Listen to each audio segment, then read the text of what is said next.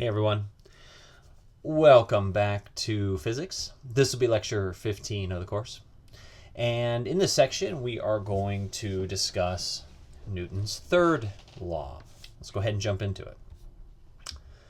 We'll call this section 3.4, Newton's third law. So let's start by restating Newton's third law, and we'll use the same, there's different ways to say it, but we'll stick with the phrasing that we previously used. For every force, there is an equal and opposite force.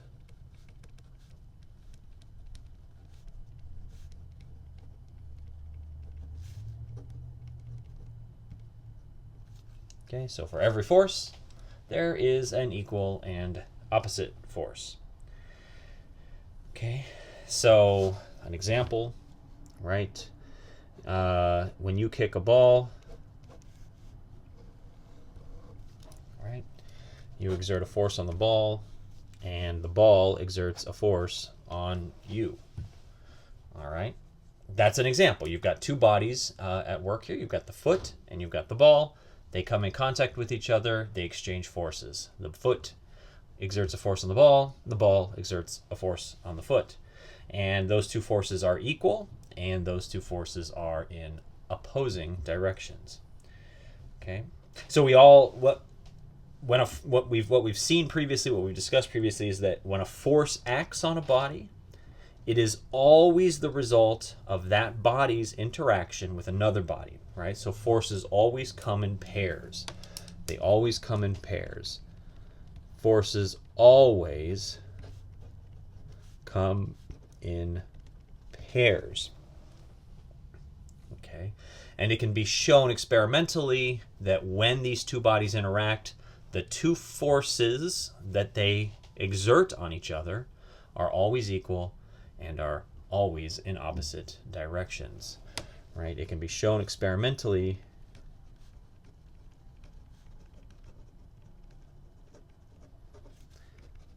that these two forces are opposite in direction and equal in magnitude, right? And that's basically Newton's third law. His third law is that when one body exerts a force on another, the other body returns the force. Okay, so let's talk about some notation, and we'll dig in deeper here. So a lot of times when you're describing these pairs of forces, we'll fall back on a certain notation, and so we'll use it certainly in this lecture. And so the notation will be, we'll describe a force as a vector here, and we'll say the force of A on B will be denoted by this, with the subscript A comma B. And so we would say that this is the force applied. This is the force applied by body A. The force applied by body A to body B.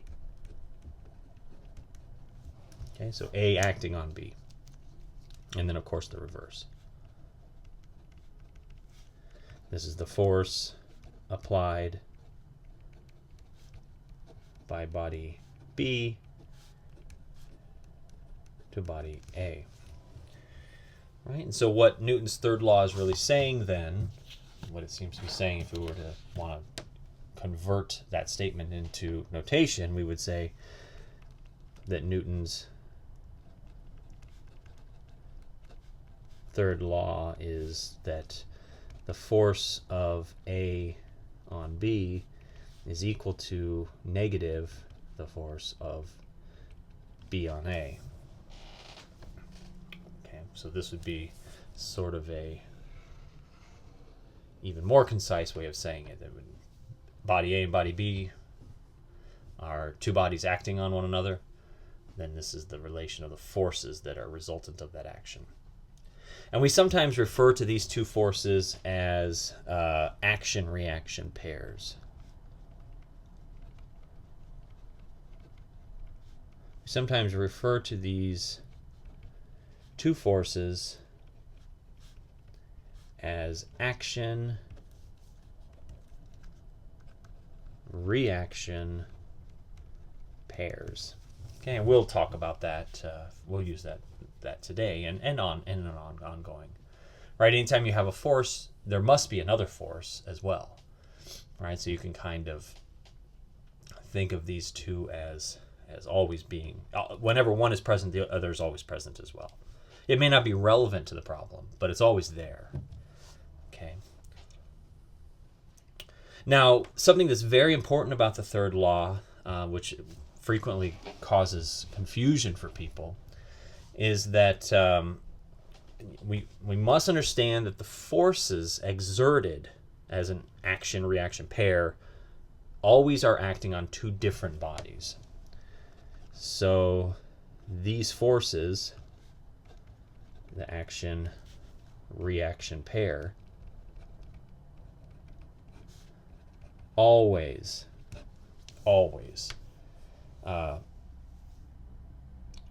act on different bodies. Okay.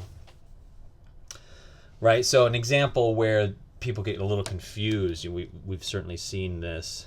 We have like a body, and there's the normal force and the force of gravity.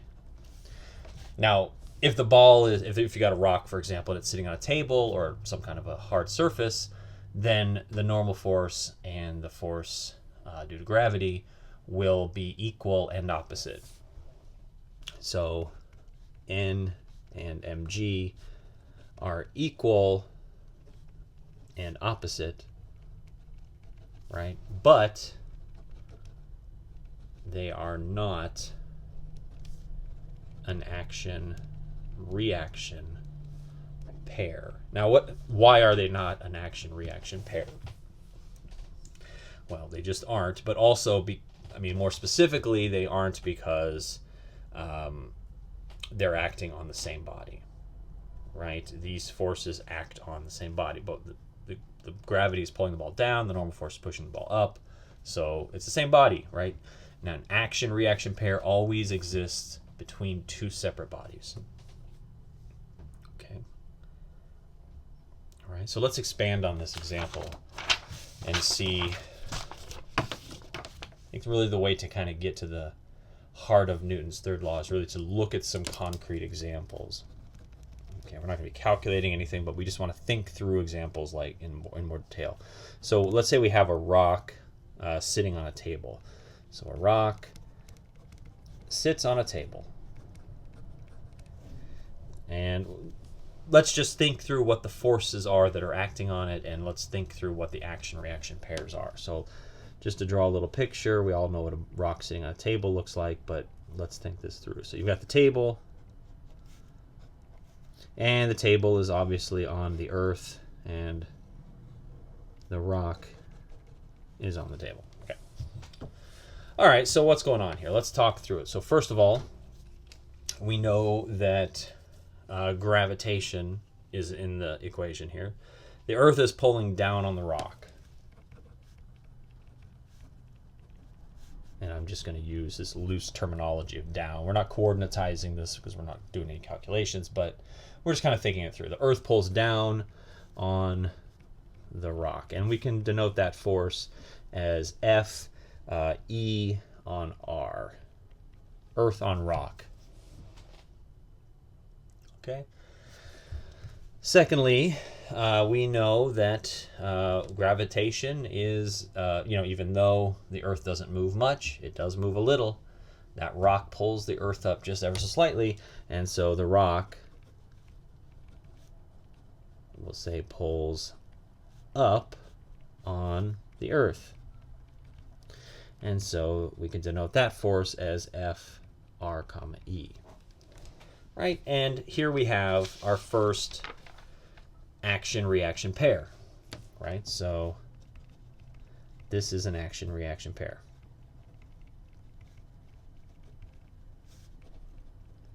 Right, and so specifically we could say that the force of the rock on earth is equal to negative the force of the earth on the rock, right? So they're equal and opposite. Okay. What else is going on in this picture? Well, we've also got the table, right? The table's pushing up on the rock.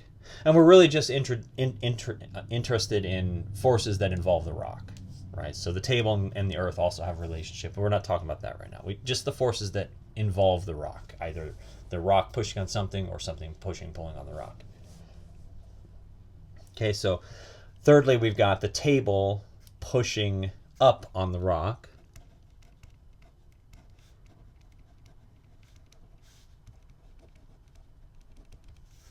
Right, and we can call that F of table on rock, so T comma R. And then fourth, we've got the rock pushes down on the table. All right, so the force of the rock on the table, R comma T. Okay, and here's another action-reaction pair. So this is another action-reaction pair, right? And so we can say that the force of the, let's see, how should we say it? T comma R, table on the rock, is equal to negative the force of the rock on the table. So they're opposite with the negative sign there. Okay.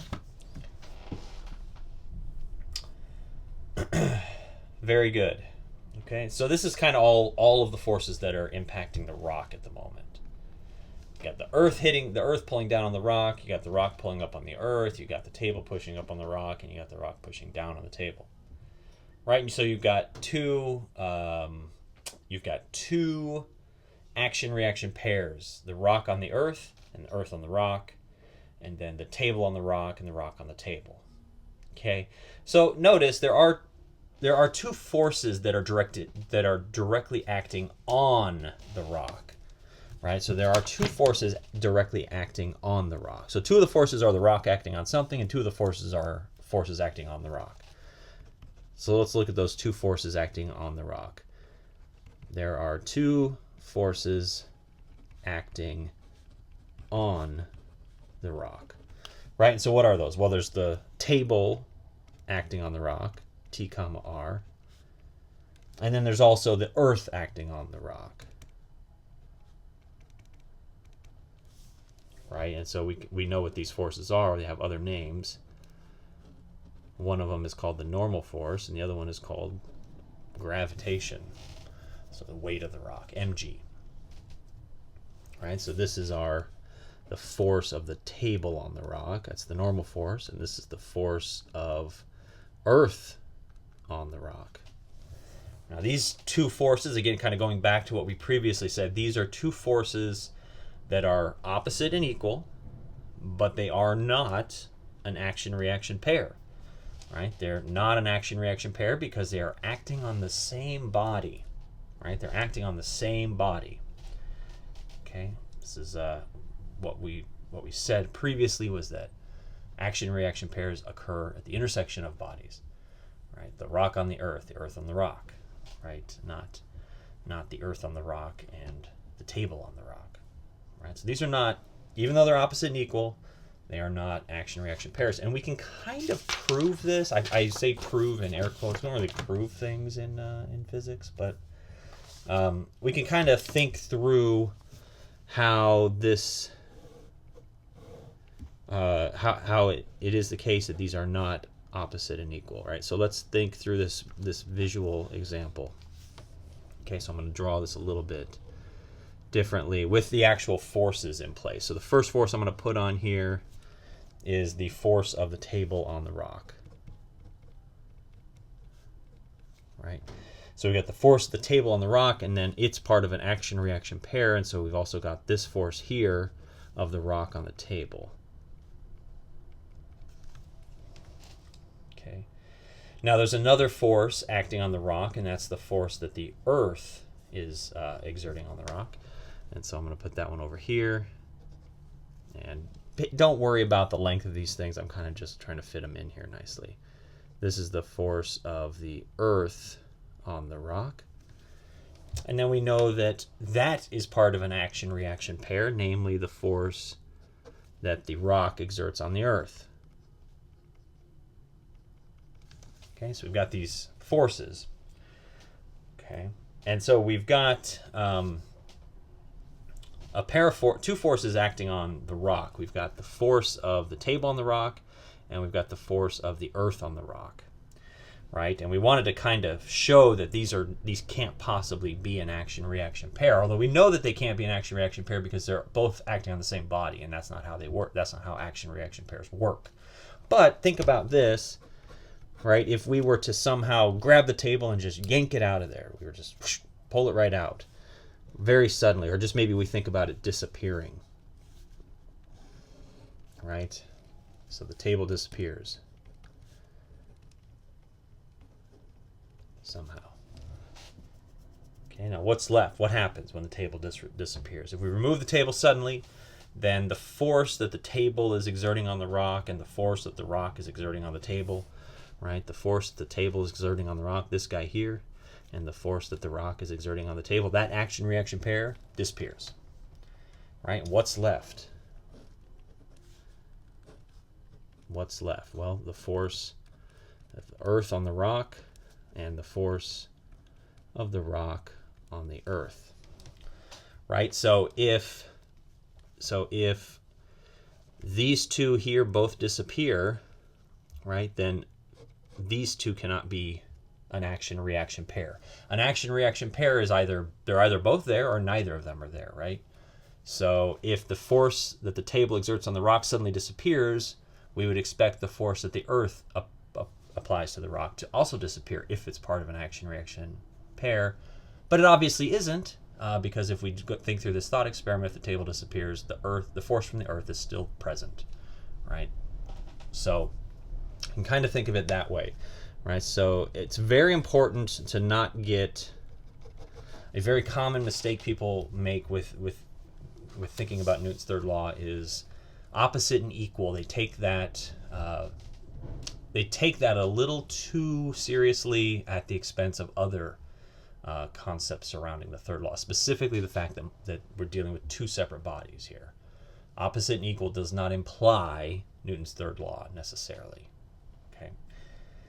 Okay, very good. So that's a nice way to think about it. Let's do another kind of detailed situation here and kind of think through the forces again. So this one, we'll say that a man drags a large block across a floor via an unattached rope. Okay, so just simple physical phenomena here. Dragging a large block across the floor. We'll say it's a large block, but it's something that a person can drag too. All right, so you've got this big block. It's got some kind of a rope tied around it, right? And attached to that is some other length of the rope, and then attached on this end, not really attached, but being held by some person, is there's a man over here pulling on this thing, right? So you've got the block, you've got the rope, and you got the man.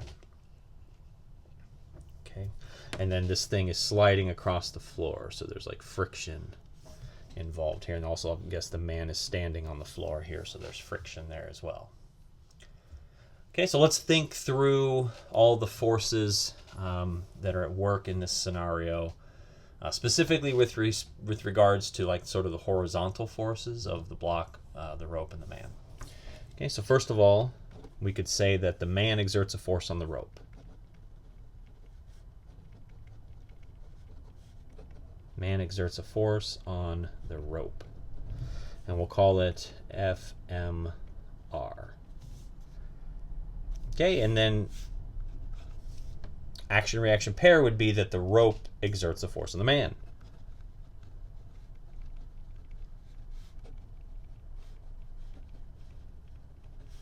And of course we'll call that FRM, right? And so F FMR will be equal to negative FRM, right? Force vectors here. All right.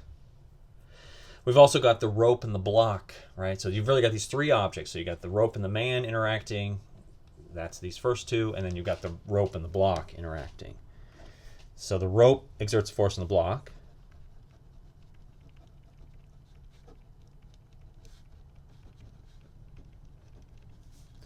And we'll call that F of RB. And the block pulls back on the rope, doesn't it? The block exerts a force on the rope. Force of the block on the rope, and that's another action-reaction pair, right? The rock on the rope on the block, and the block on the rope. And so we could say that the force of the rope on the block is equal to negative force of the block on the rope. Okay, so we've got these two action-reaction pairs. All right, very good. Okay, so let's think through some things here with regard to this scenario. So what happens if the rope and the block are accelerating? What happens if the rope and the block are accelerating? Well, let's think through, let's just think about the rope accelerating. All right, so what happens if the rope, they would both be accelerating because they move together, but what happens if the rope is accelerating? So let's think through from the standpoint of Newton's second law.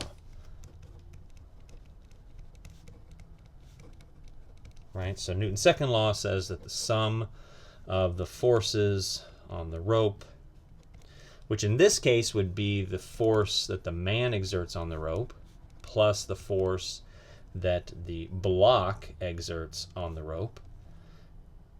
Right, so you've got kind of the block over here, the rope in the middle, and then you got the man over here. So the man is exerting a force in that direction, the block is exerting a force in that direction, both on the rope, right?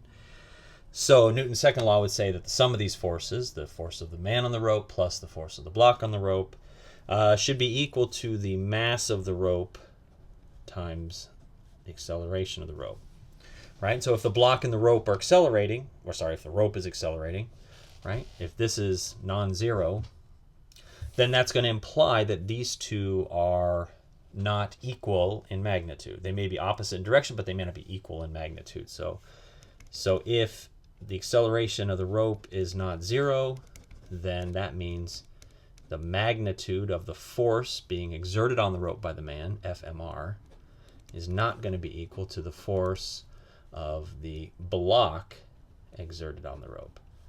Right? So these magnitudes are unequal. Right? So acceleration of the rope implies unequal forces, right? Implies a non-zero net force. Okay. But notice, right? Notice by contrast that these other forces that are present, the force of the man on the rope, that magnitude will be equal to the force of the rope on the man, always. Irregardless of whether the rope is accelerating or whether the rope isn't accelerating. These forces are always opposite and equal, right? And specifically their magnitudes are going to be the same, right? The strength of those forces in either direction is going to be equal. And the same is true for these reaction pairs, right? Action-reaction pairs. F of the block on the rope and the rope on the block. These are always equal. Even if the rope is accelerating. Right? These are action-reaction pairs. They are always equal. They never are unequal. doesn't matter if the rope is moving to the left with a lot of acceleration, or if the rope is moving to the left with no acceleration, or if the rope is stationary. Irregardless, these forces are always equal, right? But this guy here, these two forces both acting on the same object, it has everything to do with the acceleration of the rope, right? If the rope is accelerating, then these can't be equal. If these are equal, then the rope can't be accelerating, right? So that is a very key distinction. It's a very, very key distinction. Okay. Now there is, of course, and obviously there's a case where these two forces are equal, right? But that's not going to have anything to do with the third law, right? That would be the situation. So if the rope is not accelerating, then everything is equal, right? All of the horizontal forces are in equilibrium, right? If the rope is not accelerating, then the force that the man exerts on the rope and the force that the block exerts on the rope, in that case, will be equal, right? If the rope is not accelerating. But notice, this has nothing to do with Newton's third law. This is the second law, right? This is Newton's second law. Okay. Right. This has nothing to do with Newton's third law. This is not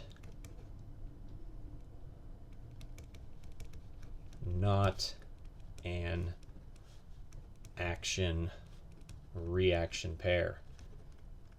Right? It's not an action-reaction pair.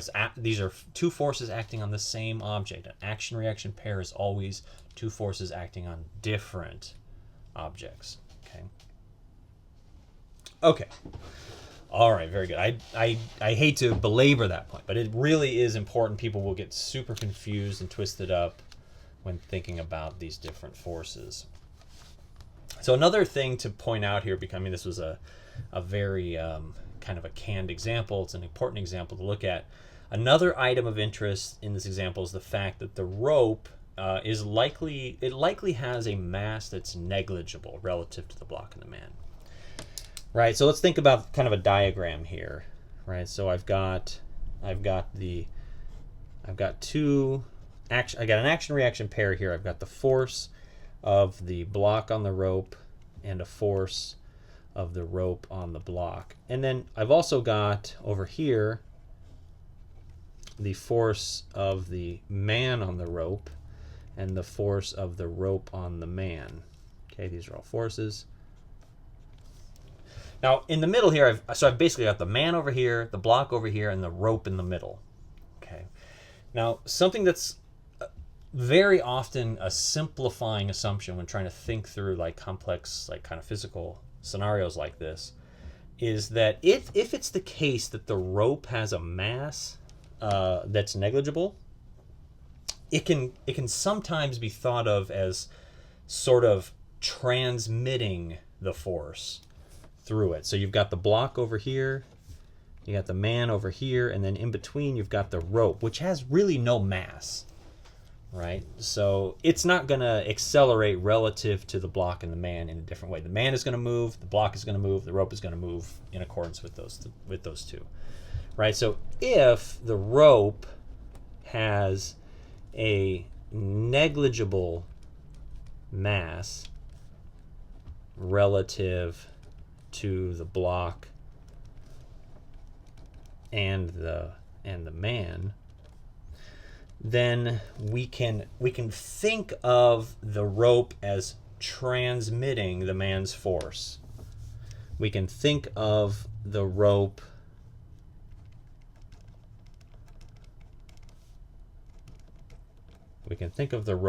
as transmitting, and I'm going to put that in quotes. That's not really a scientific term there, but we can think of the rope as transmitting the man's force to the rock through tension.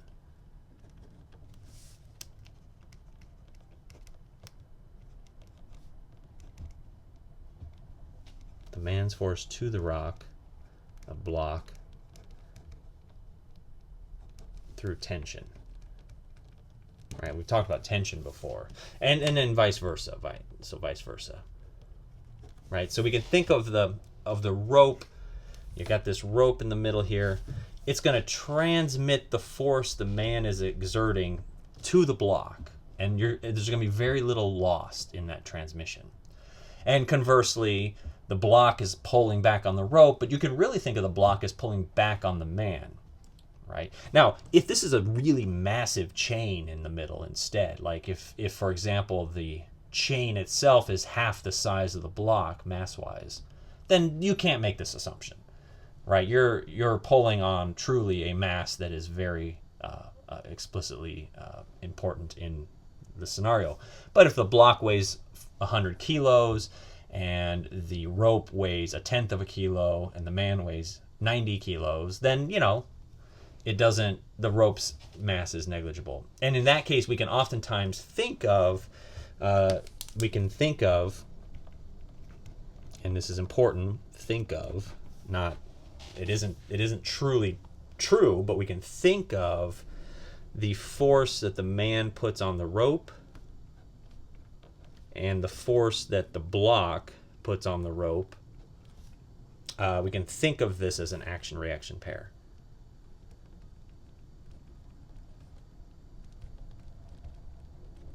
Even though in reality there's this thing in the middle called the rope that is actually the action-reaction body.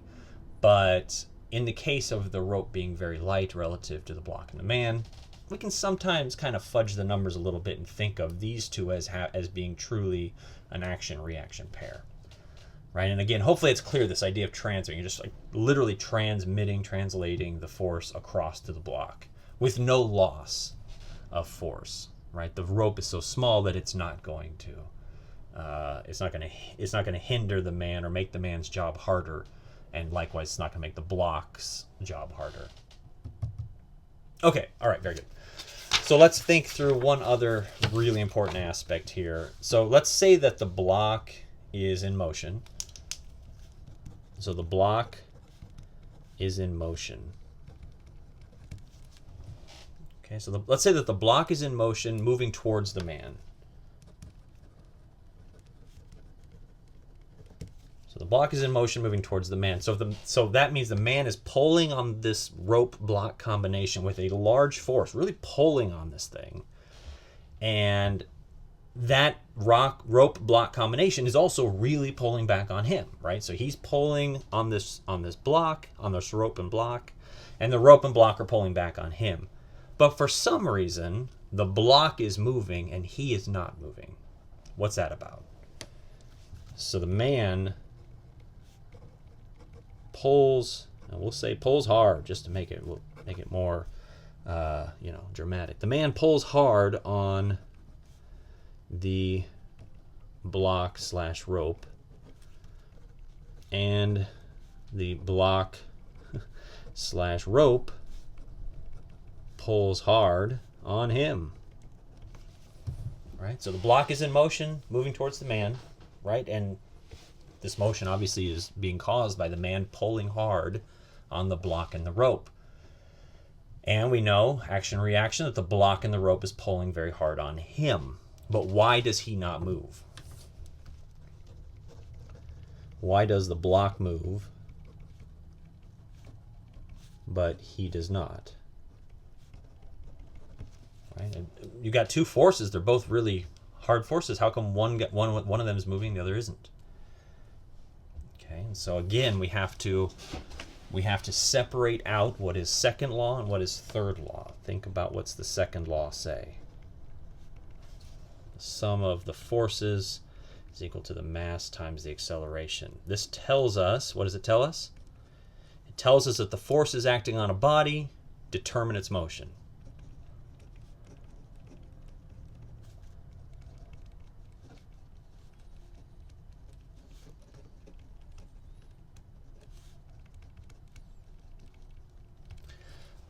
Right? So that's what the second law tells us. So the fact that the man pulling hard on the block and the rope is making the block move should not imply in any way that the block and the rope pulling hard on the man will make the man move, right? That's where the confusion usually comes up. We think, okay, you've got forces being, you've got two things getting cranked in opposite directions, hard forces, large forces. One of them's moving. Why isn't the other moving? You kind of feel like there's this feeling you'll get that you'll say, well, they should both be moving. Why aren't they both moving? Well, it's because they have to be considered in separation. Let's think about the man. Let's think about what's going on with the man.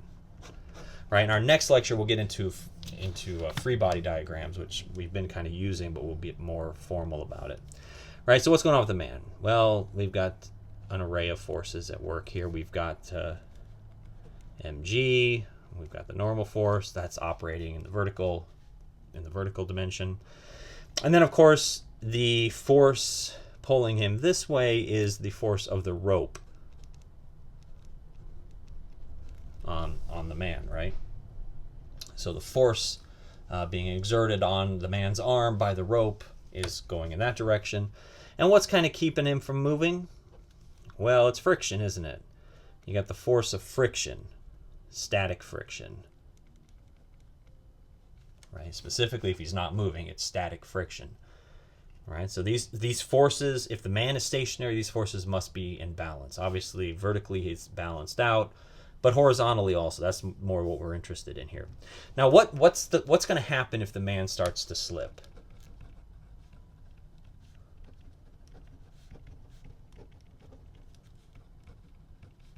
What will he do?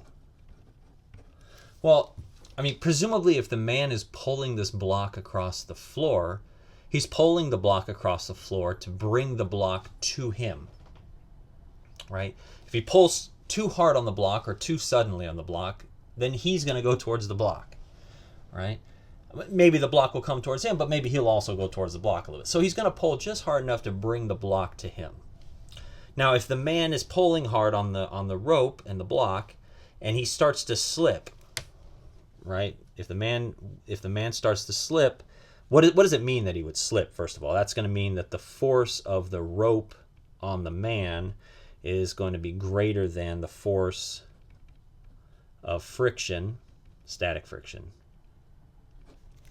Okay, so what's he going to do if he starts to slip? Well, he's going to reduce his force on the rope.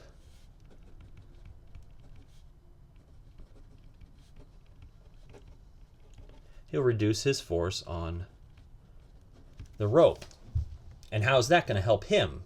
How does his force on the rope help him not slip? Well, it's because the force of, and what is that force? Well, it's the force of the man on the rope, right? So if he starts to slip, what's he going to do? He's going to ease up. He's not going to pull as hard. And when he stops pulling so hard, this force decreases, which causes this force to decrease. So he's only going to pull as hard as he can, as hard as he needs to pull to move the block, but not move himself. Right? So he's going to try to keep this force in alignment with this. And so this force is part of an action-reaction pair. So when he adjusts this force slightly, this force adjusts instantaneously to match it. And he's going to, via that mechanism, he's going to keep himself from sliding. Okay? So if the man starts to slip, then he's going to reduce his force on the rope, which will instantly reduce the force that the rope exerts on him. He wants to keep that force below the friction force. Otherwise, he's going to start to slide. Okay, now let's think about what's going on with the block. Okay, so you've got the block here. And again, you've got mg, and you've got the normal force. Okay, and then you've got the force of, you can think of this as the rope on the block. And then you've also got the friction force for the block. This is the force of friction. And we'll say it's kinetic friction because, the block is actually sliding. Well, let's leave it as static friction because we're just interested in the fact that it's sliding. Right? So if the block is sliding, then that means the force that the rope is exerting on it via, another way to say this is that this is the force of the man on the rope. That's this guy.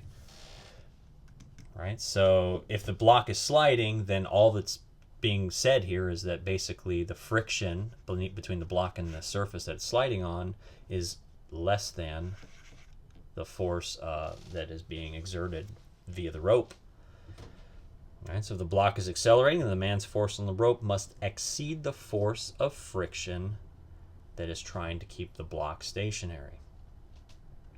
Right? So yes, you've got this interaction, the man pulling on the block pulling on the man. The block's moving, but the man isn't. Right? And that's just because the force being exerted on the man is not greater than the force of friction, but the force being exerted on the block is greater than the force of friction on the block. Okay. Right? So really the thing to keep in mind here is that if you're looking at action-reaction pairs, they're not going to tell you anything about the motion of a system.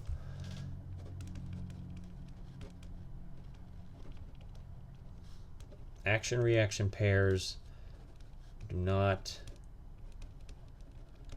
describe the motion, I should say acceleration, of bodies.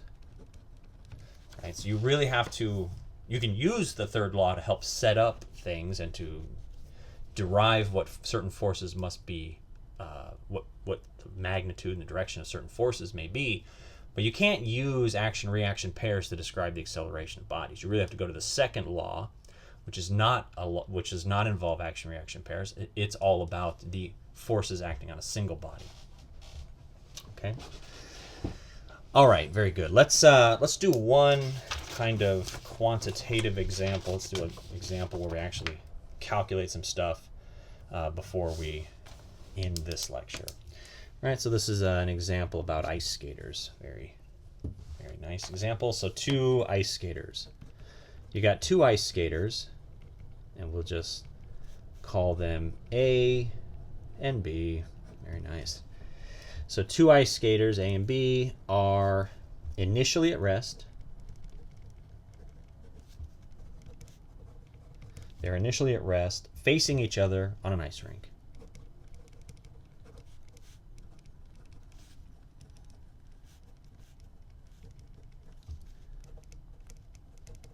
Okay, so you got 2 ice skaters, A and B, who are initially at rest, facing each other on an ice rink. So you just think of, got this person A, this person B. They're right next to each other on an ice rink.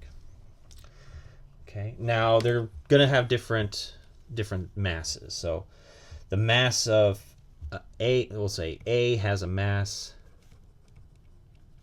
of 50 kilograms, and B has a mass of 70 kilograms. Okay. Now what's going to happen is they're standing right next to each other and they're just going to push off of each other. Right? So A pushes off, maybe they have their hands together in the middle, and they push off. Right? So they push off of each other and move in opposite directions.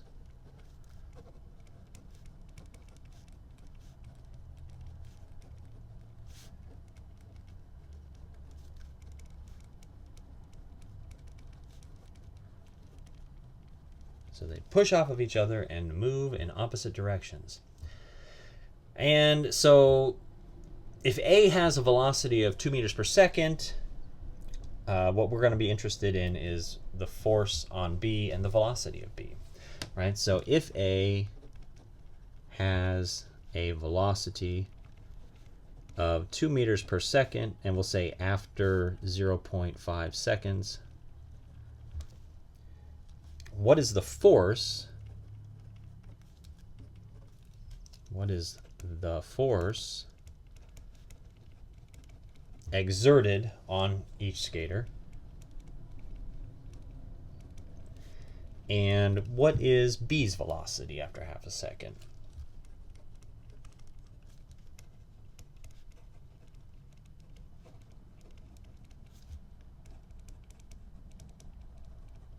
Okay, all right, so there we go.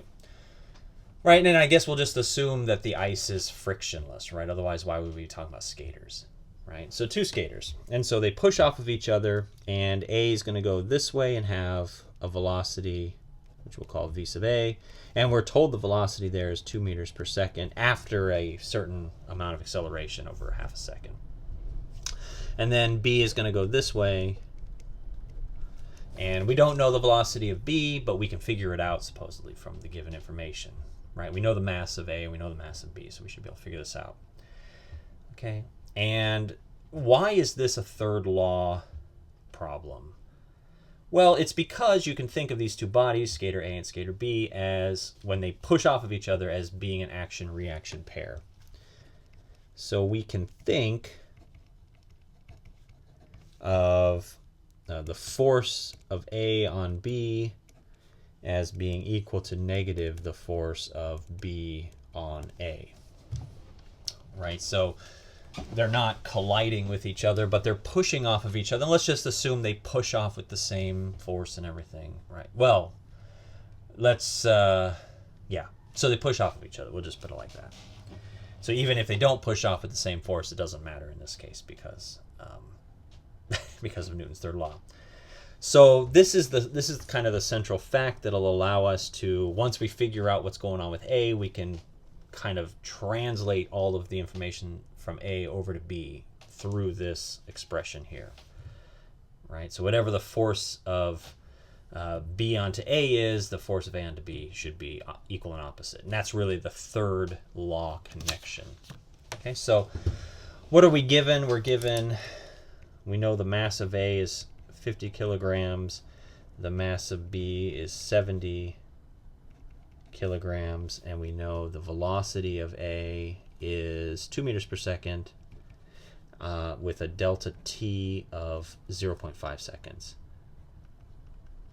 Okay, so that's kind of the information that's given. So from this, we could figure out the acceleration of A. Acceleration is just going to be the change in velocity over the change in time. So we're really looking at the change in the velocity of A over this delta t. And presumably the skater goes from 0 meters per second, they're at rest in the middle, to 2 meters per second. So we'll say 2 meters per second minus 0 meters per second, and it takes how long? A half a second. And so that means that the acceleration of skater A must be about 4 meters per second squared. Okay. Right, so that's just basic. Here's the velocity, change in velocity, and over a certain interval. And so from this we can calculate the force that B must have exerted on A. Right? So the force of B on A is going to be, that's the only force that's pushing A, right? So that's the force that's creating the acceleration. And so we can say that's equal to the mass of A times the acceleration of A. Okay, and the mass of A is a given, 50 kilograms. And the acceleration of A is what we just calculated at 4 meters per second squared. And so that means the force that B exerts on A must be about 200 newtons. Okay, and so now we know the scenario, we know the whole situation with A, and we can use Newton's third law to translate that over into skater B. And so F of B on A equal to negative F of A on B implies that the force that A exerts on B must be equal to negative 200 newtons. Okay, so now we've got that one. Right, the forces are equal and opposite. That's Newton's third law. This is an action-reaction pairs. The forces are equal and opposite. Okay, and then from this we can figure out the acceleration and then the velocity of B. So the acceleration of B, that's going to be equal to the force that A exerts on B divided by the mass of B. Okay, and so we've got the negative 200 newtons divided by the mass of skater B, which is 70 kilograms. And so you do that math and you get negative 2.86 meters per second squared. And then we can use that to calculate the velocity. So the person starts at rest, so velocity of B would be equal to the initial velocity plus the acceleration times the time. And so the initial velocity is 0, so this will be the acceleration of b times the time, which is just negative 2.86 meters per second squared times 0.5 seconds, and you get negative 1.43 meters per second. And that should all make sense, right? We've got the same force being applied to skater A and to skater B in opposite directions, same magnitude. Skater A has a smaller mass, 50 kilograms, and so skater A goes 2 meters per second, using it as a result of this 200 Newton force. Skater B has a slightly larger mass of 70 kilograms, and they go 1.43 meters per second, slightly slower, right? They're more resistant to a change in velocity. Okay. All right. Very good. So that's Newton's third law, and don't worry, we'll see lots and lots of examples of Newton's third law coming up, but that's where we'll end this lecture. So next lecture we'll get into more specifics on free body diagrams, and then we'll have dedicated lectures to just how to solve problems with Newton's third law, Newton's laws, all three of them. All right, until then, take care.